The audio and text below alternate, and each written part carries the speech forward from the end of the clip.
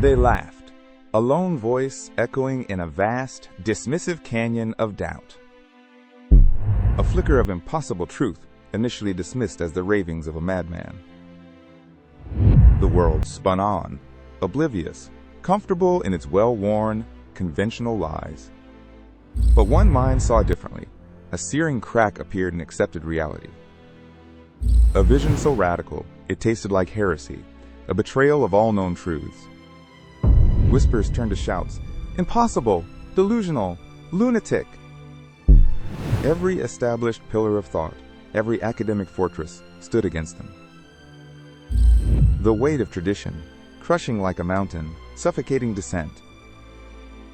To challenge common sense is to invite not just ridicule, but professional ruin. They stood utterly alone, a silhouette against a rising tide of derision. Sleep became a forgotten luxury, peace a cruel, distant memory. Relationships fractured, priorities warped beyond all recognition. Love was tested, patience shattered, trust eroded day by agonizing day. The mirror reflected a stranger, hollow eyes, a haunted, relentless gaze. Every fiber of their being stretched thin, dangerously close to snapping. Financial ruin loomed, a constant, chilling companion in their pursuit. They burned their own life, brick by agonizing brick, for an idea. The world offered comfort and certainty. They chose the consuming fire. A life unlived, dreams deferred, all for this relentless, brutal pursuit. This wasn't mere ambition.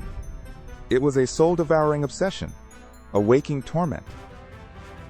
Data mocked them. Experiments failed with brutal, soul-crushing consistency.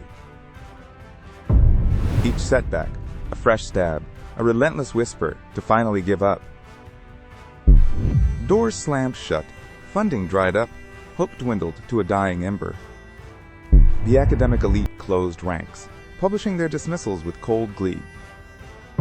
Reputation, once cherished, lay in tatters, a public spectacle of shame.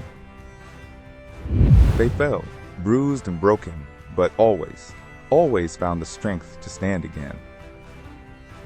One small victory, then another, crushing defeat. The brutal cycle never ended. Their conviction, a diamond forged under impossible, crushing pressure. They learned to thrive on the struggle, to welcome the fight, to embrace the fire. Every drop of sweat, a covenant with the unborn, unforgiving future. Then, a tremor, a tiny, almost imperceptible crack in the edifice of disbelief. One voice, hesitant, started to listen.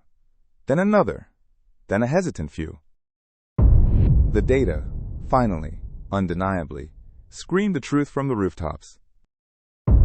Slowly, begrudgingly, the intellectual giants began their painful shift. But the old guard fought back, tooth and nail against the new dawn.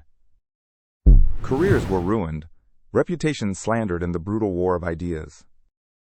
The architect, now a general, marshaling meager forces against an empire. Public opinion swayed, then surged, a tidal wave of awakening. The dam broke. The paradigm, irrevocably, began to crumble into dust. It wasn't a clean victory. It was a bloody, hard-won survival, a brutal ascent. The world acknowledged. The idea, once absurd, now unassailable gospel. They stood on the ruins of the old, the architect of a startling new age.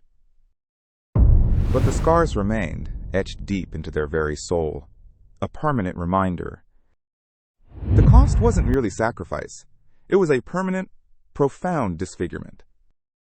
The crushing isolation never truly left, the chasm too wide to bridge. The burden of this monumental shift, a heavy, suffocating crown of thorns. Did the world truly understand the devastating price paid for its enlightenment? They changed everything, but lost a piece of themselves, irrevocably, forever. The architect is celebrated, but the ghost of who they were still lingers, haunting.